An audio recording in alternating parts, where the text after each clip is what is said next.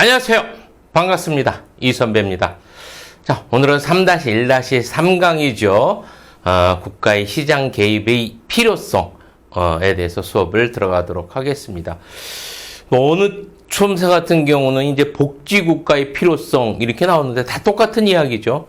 국가가 시장에 개입한 게 이제 복지국가잖아요. 그러니까 복지국가의 필요성 똑같은 이야기입니다. 여러분들이 이제 그렇게 알고 계시면 되고요.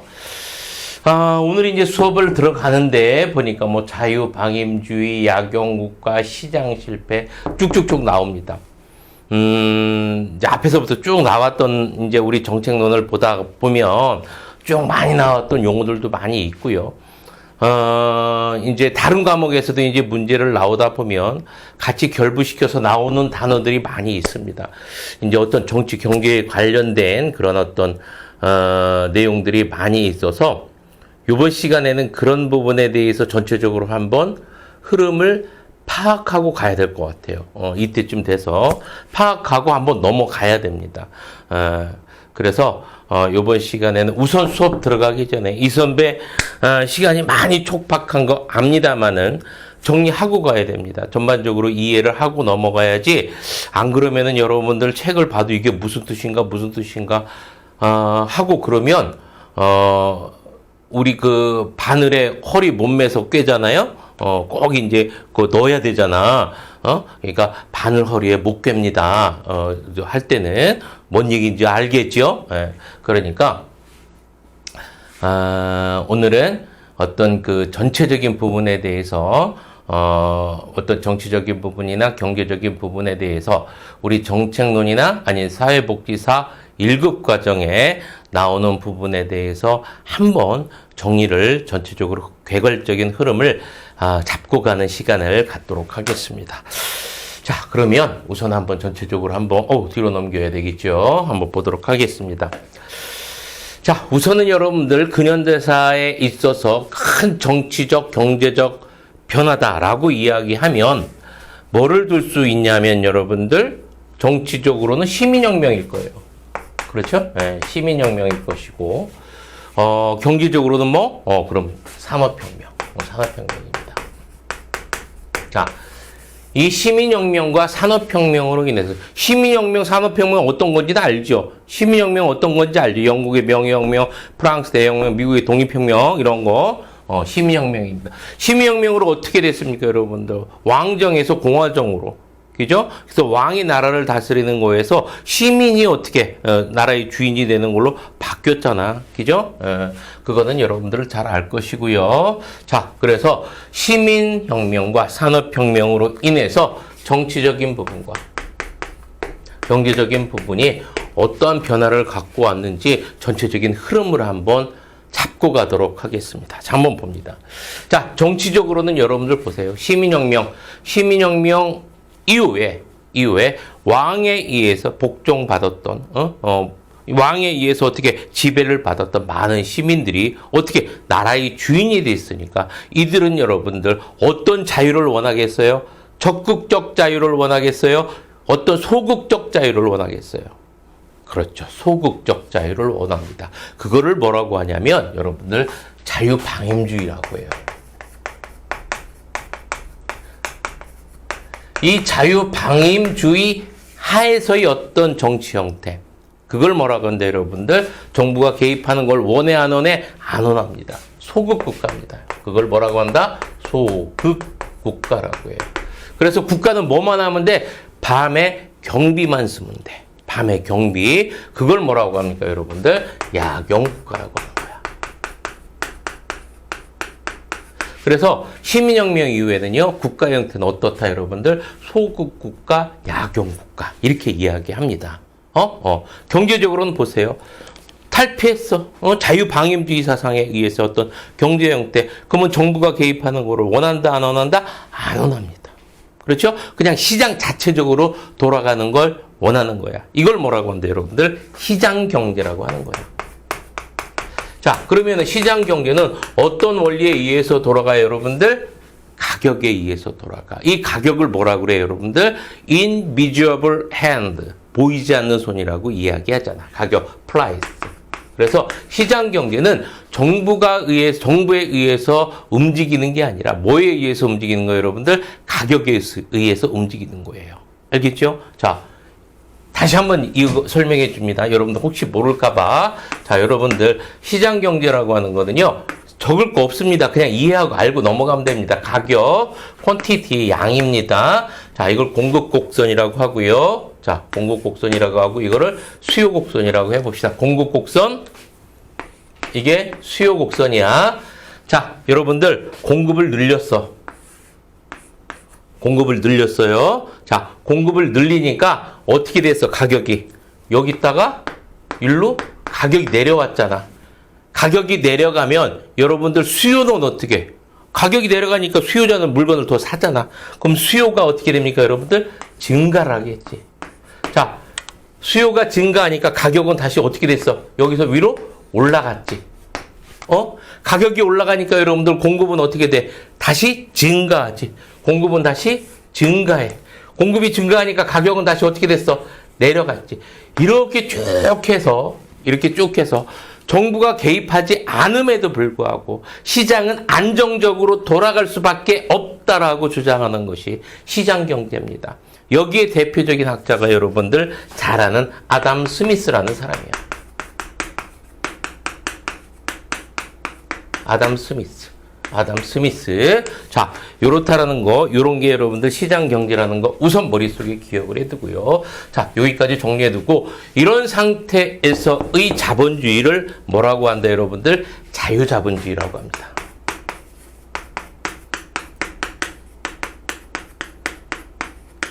자유자본주의. 자, 이런 형태로 쭉 지내오다가 여러분들 어떤 일이 발생을 하냐면 이제 제1차 세계대전이 발생하고요. 1차 세계대전에서 미국이 참전하지요. 미국이 참전하면서 여러분들 그때 미국이 엄청나게 성장을 합니다. 왜 성장을 해? 예전에 여러분들 6.25 전쟁 때, 한국 전쟁 때 일본이 엄청나게 크잖아요. 왜 일본이 컸어? 무기 팔고 식량 팔아서. 제1차 세계대전과 똑같습니다, 여러분들. 미국이 있죠? 미국이 유럽에 막대한 어떤 식량이나 어떤 전쟁 물자나 막 이런 것들을 공급을 해. 어떤 제1차 세계대전의 공급처의 역할을 했던 게 이제 미국입니다. 막대한 그런 어떤 공급의 역할을 했었는데, 근데 제1차 세계대전이 종료가 됩니다. 자, 그러다 보니까 미국에서는 어떤 일이 발생하냐면요. 엄청나게 많은 공장들에서 물건을 막 찍어댔었는데, 이제 찍어봤자, 공급은 계속해서 늘어나는데, 어때? 살 사람이 있어, 없어? 없는 현상이 나타나. 한마디로 말해서, 총 공급은 엄청나게 많은데, 총 수요는 어때, 여러분들? 없어. 그래서 총 공급이 총 수요를 앞서는 상태가 나타나. 이걸 이제 초과 공급이라고 하고요. 다른 말로 뭐라고 하냐면 유효 수요의 감소라고 합니다. 이런 현상이 나타나고요. 이게 지속하다 보니까 기업들은 어떻게 됩니까, 여러분들? 결국은 문을 닫게 되는 거죠. 줄도산이 되는 거예요. 그렇죠? 이렇게 줄도산이 되다 보니까 어떻게 돼요, 여러분들? 실업자들은 거리에 넘쳐나게 되고 빈민들은 늘어나게 됩니다. 그러면서 전체적으로 경제가 불황 속에 빠지는데, 이걸 뭐라고 합니까, 여러분들? 경제 대공황이라고 하는 거야.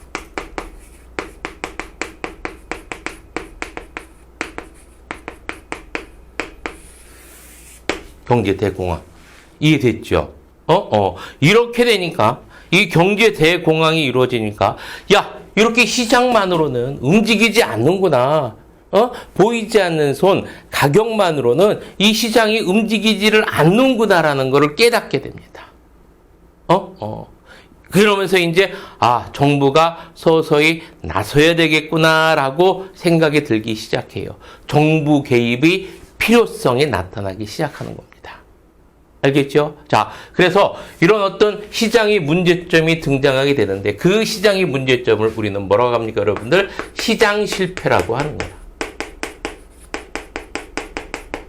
시장 실패. 시장 실패로 인해서 여러분들 정부가 시장에 개입하게 되는 계기가 되는 거고요. 이 정부가 시장에 개입하게 되는 그 필요성들이 오늘 쭉 나오는 문제들이에요. 오늘 쭉 공부해야 될 내용들이에요. 알았죠? 즉 시장 실패의 원인이 되겠고요.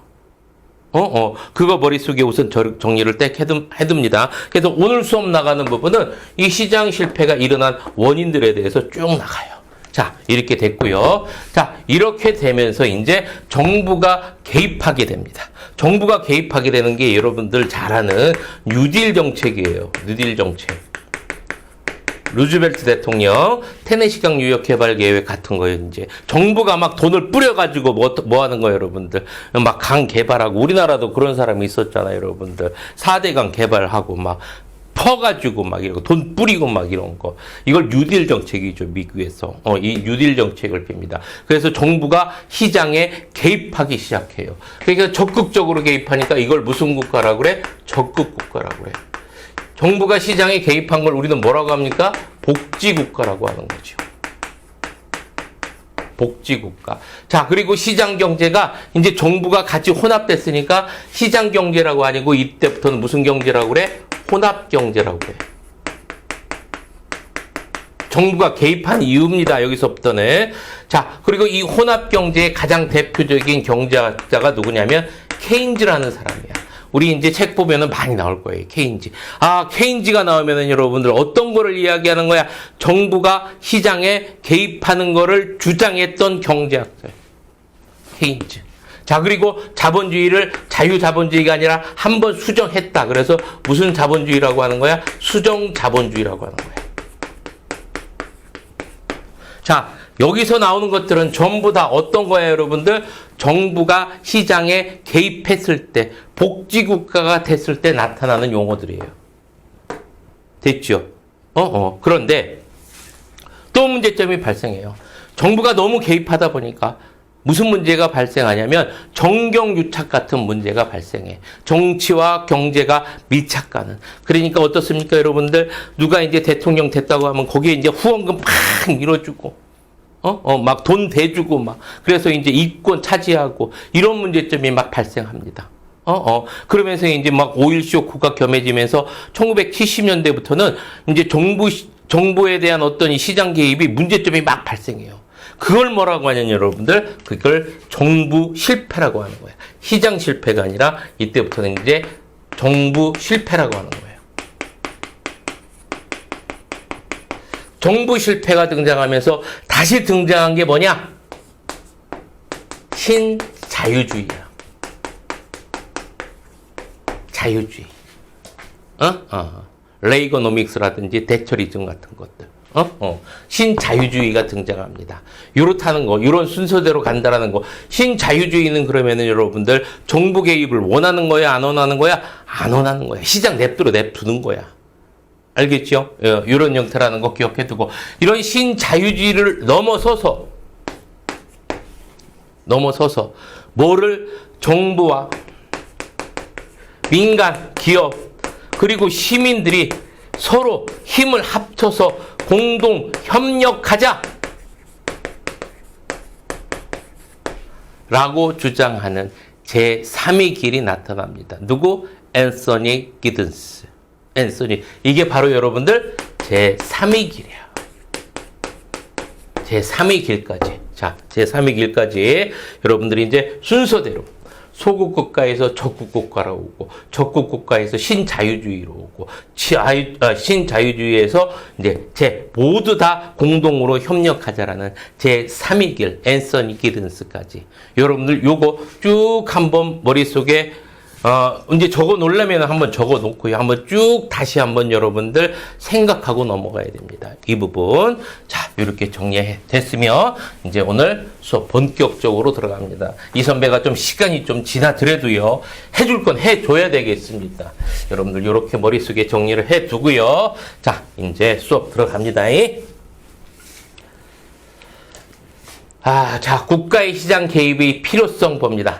이제 눈에 들어오죠. 국가의 시장 개입이 필요성. 왜?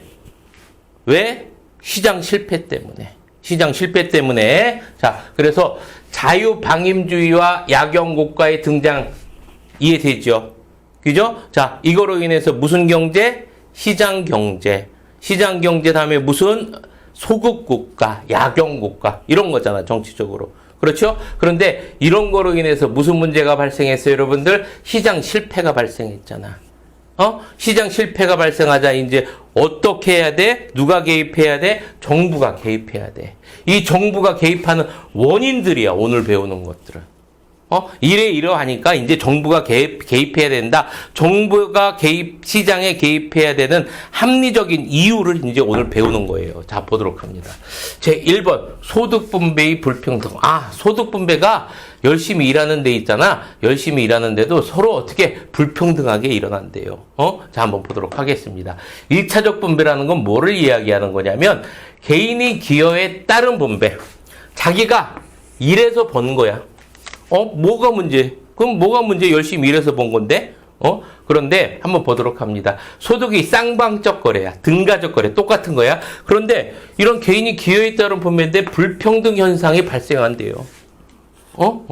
여러분들 한번 다 생각해 보십시오. 응? 의사분들이 열심히 일하시죠. 뭐 일하시는 거. 그런데 여러분들 사회복지쌤들, 우리 현장에서 일하시는 우리 사회복지쌤들 엄청나게 열심히 일하십니다. 내가 뭐 눈을 뜨고 못 볼 정도로 열심히 일하. 막 앉아서 앉을 틈도 없어. 엉덩이에 막 땀 막 비질비질 흘리면서 너무 열심히 일하시래. 근데 우리 얼마 받습니까? 최저시급 받지요. 최저시급. 근데 의사 선생님들 얼마 받습니까? 아이고, 연봉 1억도 너무 작대요. 귀한 거에 능력에 따라. 사람의 능력에 따라 소득은 어떻게 될 수밖에 없어. 달라질 수밖에 없어. 능력, 사람이라는 것은 능력에 따라서 달라져요. 능력에 따라서 어쩔 수가 없습니다. 그렇죠? 그래서 반드시 불평등, 뭐가 나타나요, 여러분들? 빈부격차가 발생합니다. 이런 빈부격차가 발생을 하니까 여러분들 정부가 나서서 어떻게 한다는 얘기야.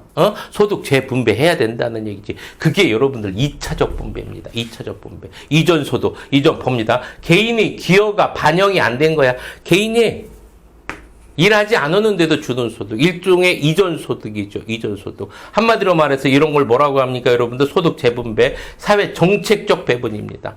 그래서 부자들한테 돈 많이 세금 걷어가지고, 좀 더 이제 가난한 사람들한테 복지 혜택을 주는 거죠. 이걸 뭐라고 하는가, 여러분들? 2차적 분배라고 하는 겁니다. 됐습니까? 이해됐죠? 자, 그래서 불평등 현상을 조율한다. 조율하기 위해서 뭐가 정부가 개입해야 된다라고 이제 첫 번째 어떤 정부의 시장 개입에 대한 합리적인 이유를 듭니다. 자, 이렇게 머릿속에 정리를 해 두고요. 자, 두 번째 넘어갑니다. 규모의 경제입니다. 규모의 경제. 자, 여러분들 규모의 경제라는 거는 한마디로 이야기해서 그 생산 단가를 낮추는 거야. 생산 단가. 뭐 이제 이런 거죠. 사람이 이제 물건을 만들 경우에는 하루에 한 개밖에 안 만들어요. 그러다 보니까 인건비도 있고요. 뭐 임대료도 있고요. 여러 가지가 물건을 생산하는데 들어가는 게 많이 있잖아. 그러다 보니까 단가가 비쌀 수밖에 없어. 적게 만드니까. 그런데 이제 막대한 시설을 막 세웁니다. 자동화 시스템을 만들고 그러다 보니까 물건을 엄청나게 많이 만들어내는 거야. 근데 같은 규모, 좀 더 이제 큰 규모겠지요. 그런데 예전에 생산하는 거에 뭐 100배 이상 만들어내. 그러다 보면 어떻게 되겠습니까, 여러분들? 생산 단가는 떨어지겠지. 평균 비용은 어떻게 됩니까, 여러분들? 떨어지는 거야. 그죠? 이렇게 대량 생산 체제로 해서 평균 비용을 낮추는 것. 이걸 뭐라고 하냐면 규모의 경제라고 합니다. 그런데 규모의 경제 위기에서 여러분들 왜 국가가 들어가요? 이렇게 이야기하는데 여러분들 한번 생각을 해 보십시오. 일반 민간인들이, 일반 기업들이 그 막대한 돈을 위해서 그런 대규모의 설비 투자를 하는 거는 사실적으로 부담스러워요. 그렇죠? 사실적으로 좀 부담스럽습니다. 특히 이제 조선업 같은 거 있죠. 조선업 같은 경우는 일반 기업이 하기는 어렵습니다. 정부가 들어가서 그 어떤 생산 시설이나 이런 것들을 만들고 물건을 만들어내야 되니까. 그렇죠? 이래서 어떤 정부가 필요로 하는 그런 경제적인 부분에 있어서도 규모의 경제가 꼭 필요합니다. 규모의 경제. 그래서 규모의 경제에 있어서 어떻게 보면 어떤 부분에 있어서는 민간보다도 정부가 더 유리하다라는 얘기입니다. 자, 보도록 합니다. 대량 생산을 통해 이윤을 극대화시킬 수 있는 현상을 우리는 뭐라고 한다? 규모의 경제라고 하고요. 정부가 규모의 경제 실현에 있어서 민간보다 좀 더 유리하다라고 이야기할 수가 있습니다. 그래서 정부가 시장에 개입하는 두 번째 이유, 뭐를 든다? 규모의 경제를 둡니다. 자, 그리고 됐지요? 자, 그리고 세 번째 외부 효과를 봅니다. 외부 효과는 뭐를 이야기하는 거냐면, 외부 경제라고도 하는데요. 어떤 제3자의 경제 활동을 통해서 내가 이익을 보거나 어떤 손해를 보는 것, 그거를 외부 경제라고 하는 거예요. 외부 효과. 한 가지 예를 들어서 설명을 해줄게요. 쉽게. 어떤 사람이 여러분들이 이제 과수원이 있습니다. 과수원 옆에서 꿀을 따는 양봉업자가 있어요. 양봉업자. 자, 그러면 이 양봉업자 있죠?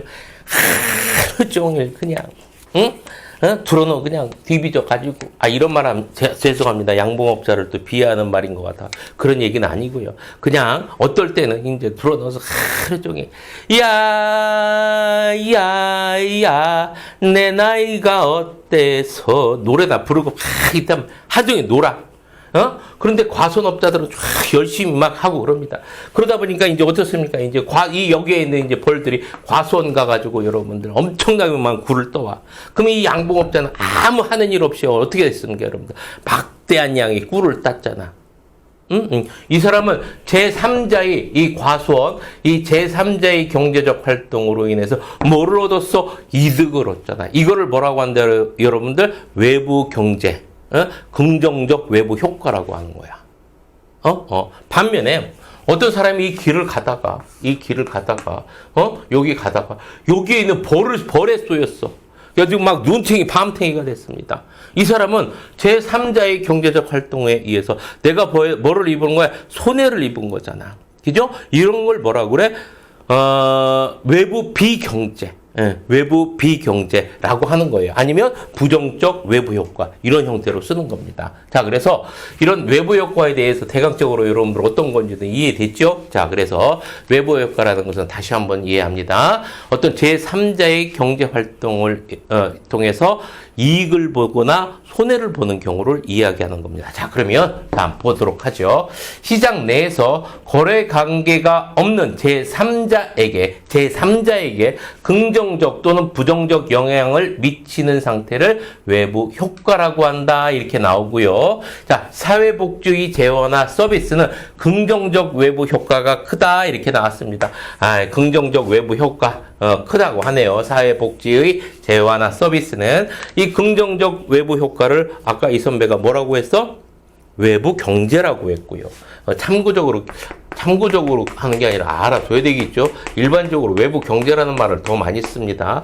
자, 그리고 이제 부정적 외부 효과를 외부 비경제라고 합니다. 자, 긍정적 외부 효과 읽어보도록 하겠습니다. 제3자에게 긍정적 영향을 미치는 효과. 이거를 긍정적 외부 효과라고 하는 거예요. 그래서 대표적인 게 뭘 들 수 있겠습니까, 여러분들? 내가 이제 윗마을, 아랫마을 이제 있는데, 거기에 이제 서로 교통하기 위해서 다리를 이렇게 놨어. 다리를 놓으면서 이제 어떻게 됩니까, 여러분들? 이제 그 주변 사람들, 그 마을 전체가 이제 왔다 갔다 할 수가 있잖아. 그죠? 이런 것도 여러 사람들한테, 제3자한테 어떤 사람이 경제활동으로 인해서 다른 사람까지도 이익을 봤으니까 이런 거는 긍정적 외부 효과. 그렇죠? 이런 거는 국가가 어떻게 해야 되겠어요, 여러분들? 적극적으로 장려해야 되겠죠. 돌다리 놓는데 좀 더 이제 재정적으로 지원도 해주고요. 그렇죠? 그럴 수 있겠고. 외부 비경제는 뭘 들 수 있겠습니까, 여러분들? 대기오염이나 수질오염 이런 거 들 수가 있겠잖아. 대기오염, 수질오염. 적어줄까요, 여러분들? 옆에다가. 대기오염 같은 거, 아니면 수질, 이런 거, 오염 같은 거, 이런 것들은 공장에서 이제 어떡합니까, 여러분들? 물건을 만들면서 이런 것들을 내뿜는단 말이에요. 그러면 그 마을 전체 사람들한테 뭐가 있겠어요, 여러분들? 피해가 있겠지요. 피해가 입을 수밖에 없을 겁니다. 자, 이럴 경우에는 국가가 어떻게 되겠어? 여러분들 나서서 제재를 해야 되겠죠. 자, 그래서 긍정적 외부 효과나 여러분들 부정적 외부 효과 둘 다 어떻다? 국가가 나서서 개입을 해야 된다라는 이야기입니다. 자, 이렇게 세 번째 국가가 개입하는 원인, 외부 효과까지 여러분들 살펴보았습니다.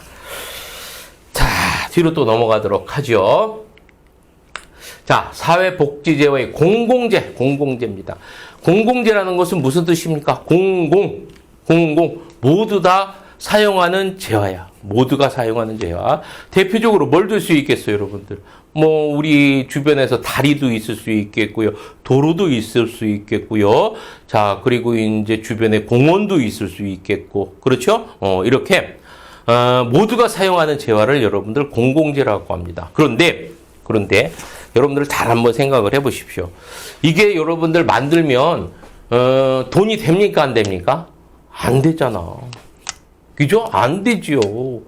도로 논다고 해서 다 돌아다닌다고 해가지고 여러분들 거기에서 돈 받을 수도 없는 일이고 모두가 사용하는 재화인데 이런 것들은 여러분들 어떨 수밖에 없어. 정부가 나서서 만들 수밖에 없겠죠. 이렇게 정부가 나서서 만들 수밖에 없는 재화, 모두가 사용하는 재화를 그거를 공공재라고 한다라는 거 기억을 해둡니다. 공공재, 국가가 공급해야만 하는 재화, 모두가 사용하는 재화를 이야기합니다. 이거에 대해서 이윤이 발생해 안 해? 이윤이 발생 안 합니다. 그렇기 때문에 일반 시장 경제에서는 여러분들 가능해 안 가능해? 가능하지가 않아.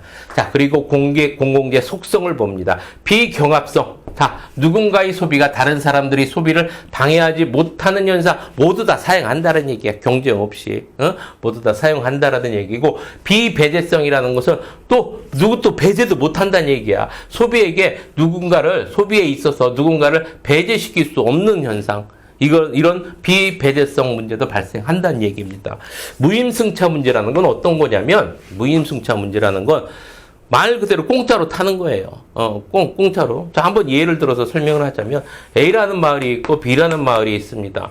이 두 마을에 이제 강이 있어가지고, 이 두 마을에서 이제 돈을 모아서 다리를 놨어요. 다리를 여기에 딱 놓으니까, 주변에 C마을, D마을, E마을, F마을, 얘들은 돈 냈어, 안 냈어? 안 냈잖아. 돈도 안 냈음에도 불구하고 다리가 놓아지니까 막 왔다 갔다 하는 거야. 이걸 뭐라고 하는 거예요, 여러분들? 무임승차 문제라고 하는 겁니다. 그래서 공공재 같은 경우는 이러한 무임승차 문제가 발생할 수 있다라는 것까지 여러분들이 정리를 해두고 넘어가면 되겠지요. 자, 그리고 이제 다섯 번째, 불완전한 정보를 보도록 하겠습니다. 정보의 불완전성. 우선 여러분들 알다시피 시장이 완전하게 잘 돌아가기 위해서는 공급자와 소비자 모두 완벽한 공급자가 생산하는 물건이라든지 이런 거에 대해서 완벽한 정보를 갖고 있어야지 어떤 효율적인 배분, 완전한 시장이 될 수가 있겠죠. 그래서 그걸 하기 위해서 모두가 충분한 정보를 가지고 있어야 됩니다. 하지만 여러분들 그렇습니까? 그렇지 못하죠. 그렇기 때문에 누가 나선다는 얘기예요, 여러분들? 정부가 나선다는 얘기입니다. 정부가 나선다는 얘기예요. 그래서 정보의 비대칭성과 경제 주체의 근한시성이라는 문제를 일으켜 소비자의 합리적 선택을 방해한다.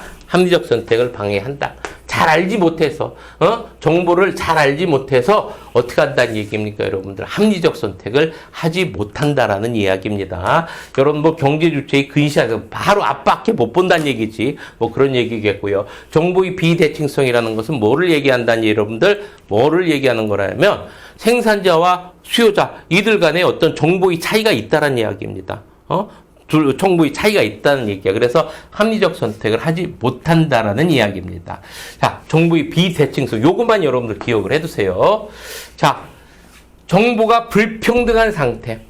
정보가 불평등한 상태라는 것은 무슨 뜻인지 알겠지? 생산자가 많은 정보를 갖고 있든지 아니면 수요자가 많은 정보를 갖고 있든지 둘 다 똑같이 갖고 있는 게 아니라 한쪽만 많은 경우인 거야.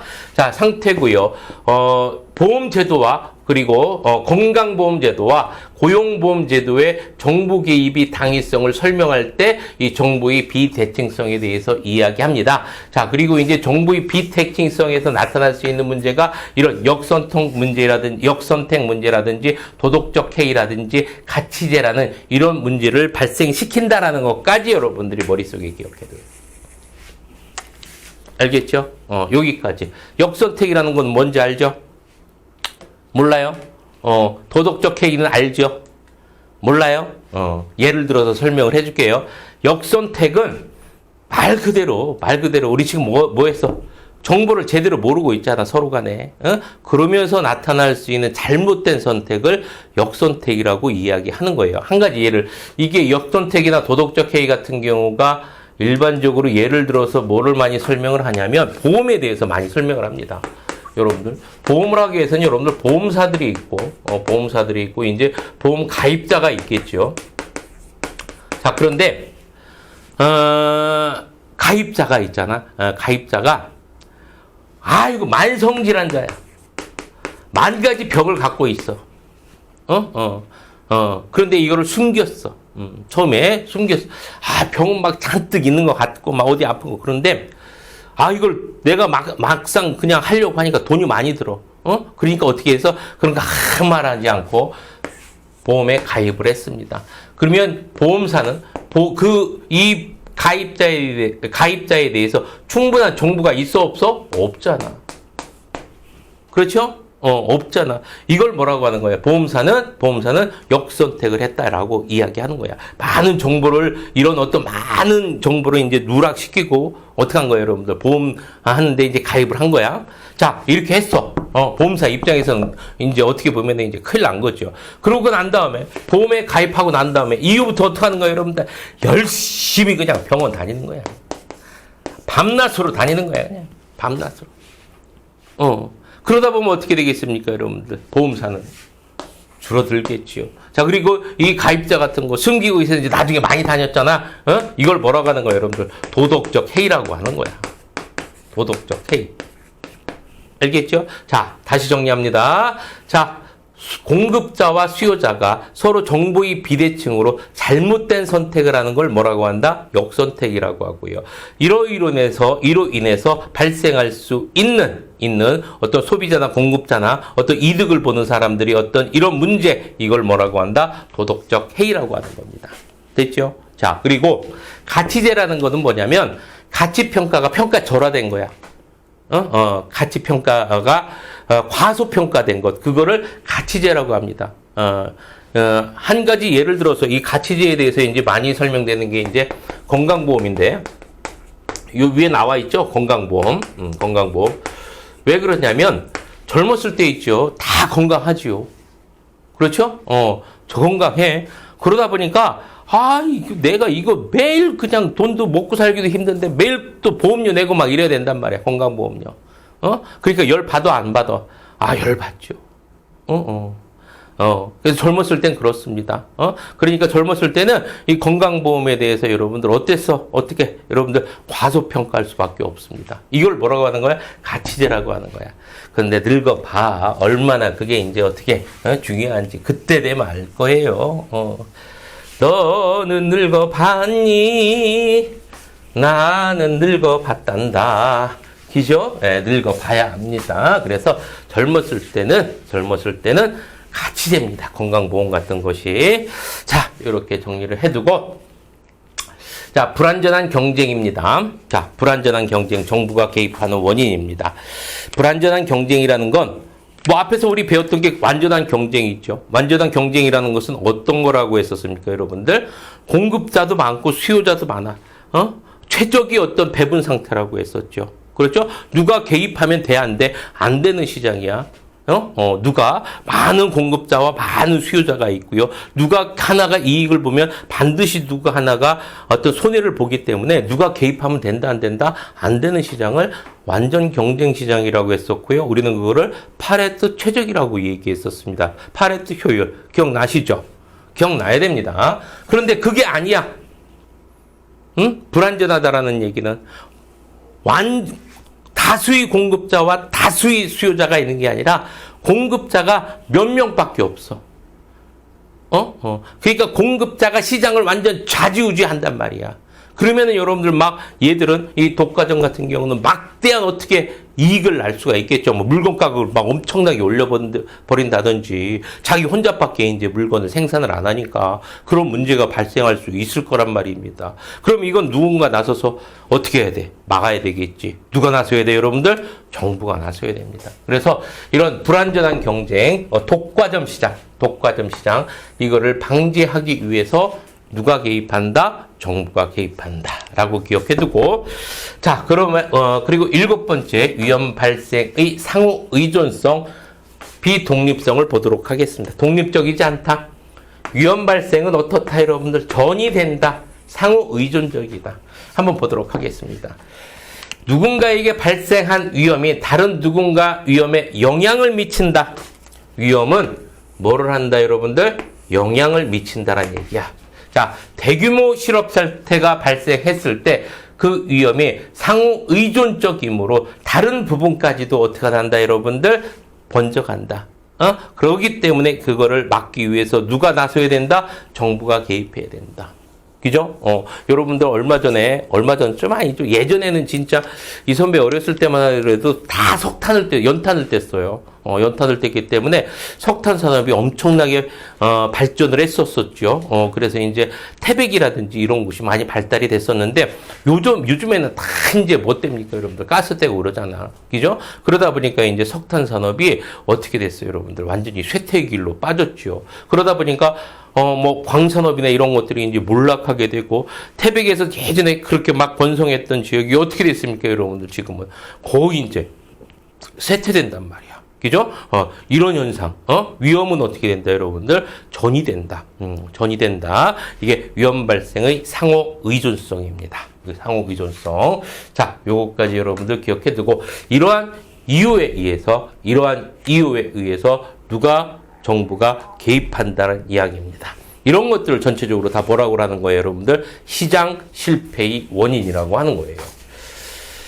자, 됐습니다. 뒤로 넘어가죠. 자, 사회복지정책의 기능. 이거는 앞에서 다 나왔던 건데. 한번 다시 한번 보도록 하겠습니다. 사회통합과 이를 위한 정치 안정을 이룰 수 있다. 사회복지정책으로 사회통합 이룰 수 있고요. 자, 사회복지정책의 1차적 목표는 최저생활보장, 이것도 얘기했었죠. 다 앞에서 얘기했던 거기 때문에 간단하게만 보고 넘어가도록 하겠습니다. 사회복지정책은 소득 재분배를 통해 시장 실패를 시정하며 자원 배분의 효율화를 이룰 수 있다. 소득 재분배, 그러면서 이제 어떤 자원 배분의 효율화를 이룰 수 있고요. 개인의 잠재 능력을 향상시켜, 이것도 얘기했었죠. 잠재 능력 향상. 그래서 개인의 어떤 자립과 성장을 이끈다. 자, 그리고 사회 문제를 해결하고 사회적 욕구를 충족시킨다. 사회 문제를 해결한다. 사회적 갈등을 해소한다. 이런 것도 다 될 수 있다라고 이야기했었습니다. 자, 그리고 사회복지정책은 자동 안정화 장치 기능을 한다. 자동 안전장치 기능을 한다라는 이야기입니다. 그래서 여러분들 불황기 때 뭐 실업급여나 공공부조를 실시를 하고요. 이런 거를 하기 위해서 이제 부유층들한테 이제 막대한 세금을 걷는다는 얘기죠. 자, 그래서 이제 어떤 이들한테 복지 정책을 피면서 어떤 그 유효 수요를 이제 빈민 어려운 사람들한테 이제 유효 수요를 늘리는 그런 정책을 핀다라는 이야기입니다. 무슨 이야기인지 이해는 되시죠? 경제라는 것이 어떻습니까? 항상 호황만 있는 게 아니잖아. 그래서 잘 되다가도 막 안 되다가도 이렇게 어떻게 파도를 거쳐나요. 파도를 뭐 우리 주식하는 우리 후배님들 많이 계실 텐데 주식이 어떻습니까, 여러분들? 올라가기도 하고 내려가기도 하고 올라가기도 하고 내려가기도 하고 이렇잖아. 경제도 그렇다는 얘기입니다. 그런데 왜 이 선배는 계속 내려만 가냐는 얘기야. 이 선배는 왜 사기만 하면 내려가냐는 얘기야, 이게. 도무지 알 수가 없습니다. 도무지 알 수가 없어. 이 선배는 계속 이래. 경제는 파도 그래도 올라는 가는데, 그렇다는 이야기입니다. 이렇게, 뭐 그렇다는 얘기예요. 자동 안정장치 기능이라는 것은 호황과 불황, 이게 이제 너무 이제 골이 크지 않도록 골이 크지 않도록 완만하게 만들어주는 기능을 한다는 얘기입니다. 사회복지정책이. 자, 됐습니다. 여기까지 했고요. 이제 문제를 풀면서 이제 마무리하도록 하겠습니다. 역기능 나오는데 읽어보시고요. 이제 빈곤의 함정, 빈곤의 함정이라는 건 뭔지 알죠, 여러분들? 사회복지정책을 많이 했을 때 당연히 받는 거라고 생각해. 당연히 받는 거라고 생각. 그럼 안 되죠. 그럼 일 안 합니다. 이게 빈곤의 함정입니다. 자, 그리고 10번 문제 봅니다. 국가가 시장에 개입하는 근거로 옳은 것을 모두 고른 것은 긍정적 외부 효과도 있었었고요. 이런 때 장려한다고 했었고, 부정적 외부 효과 때는 제재한다고 했었고, 비대칭적 정보가 이제 완벽하게 다 모든 것이 이제 공개되지 않은 상태에서는 문제가 발생하니까 정부가 개입한다고 했었고, 역선택 이야기 했었었죠. 전부 다 들어가네. 그러면 기역, 니은, 디귿, 리을 10번의 정답은 5번이 되겠습니다. 11번 봅니다. 사회복지 정책의 기능으로 옳지 않은 것은 나왔습니다. 나왔던 거죠. 사회통합, 최저생활 유지, 능력에 따른 배분은 아니죠. 능력에 따른 배분은 아니고요. 1차적 분배죠. 1차적 분배 아니고요. 개인의 잠재 능력 향상 맞고요. 소득 재분배 맞고요. 그럼 11번의 정답은 몇 번? 3번이 되겠죠. 12번 문제 보도록 하겠습니다. 12번. 사회복지정책의 주체 및 그 역할에 관한 설명으로 옳지 않은 것은 21의 문제입니다. 1번, 긍정적 외부 효과가 큰 영역은 민간 부분이 담당하는 것이 바람직하다. 이렇게 나왔는데, 긍정적 외부 효과나 부정적 외부 효과나, 누구 개입? 정부 개입. 이거 1번 틀렸네, 벌써? 1번 틀렸고요. 자, 2번 봅니다. 사회복지정책의 주체는 국가, 지방자치단체, 공공복지기관 모두 다 될 수가 있겠고요. 공공재적 성격이 강한 재화나 서비스는 공공부문이 개입하는 것이 바람직하다. 공공재는 정부가 개입해야 된다라고 얘기했었고요. 자, 정부의 비대칭성이 강한 영역은 정부가 개입하는 것이 바람직하다. 맞지요. 민간 복지기관은 정부 및 공공기관에 의하여 권한을 위임받은 경우엔 사회복지정책의 민간도 주체가 될 수가 있습니다. 될 수가 있어요. 자, 여기까지 여러분들 문제까지 다 풀어봤습니다. 오늘 이제 배운 것이 시장 실패의 원인입니다. 정부 개입의 원인에 대해서 이제 공부를 했는데, 한번 생각해 보세요. 한번 정리를 해봅니다. 소득 분배의 불평등, 1차적 분배, 2차적 분배, 자, 그리고 이제 규모의 경제, 그리고 이제 외부 효과, 공공재, 불완전한 정보, 정부의 비대치성, 자, 그리고 불완전한 경쟁, 위험 발생의 상호 의존성, 이거 여러분들 무조건 암기하면 여러분들 까먹습니다. 안 됩니다. 알겠죠? 왜 이렇게 시장 실패의 원인이고, 왜 이런 원인에 의해서 정부가 개입할 수밖에 없었는지에 대해서 여러분들 어떻게 하고 있어야 돼? 이해를 하고 있어야 돼요. 이해를 하고 있어야 돼요. 자, 오늘 여러분들 또 시간이 좀 오버된 것 같죠? 아이고, 참, 이 선배가 참 문제입니다. 너무 많은 걸 여러분들한테 가르쳐주고 싶어서 그런 것 같아요. 자, 여러분들 장시간 동안 고생 많이 하셨고요. 자, 파이팅 하면서 이 시간 마치도록 하겠습니다. 여러분들, 파이팅!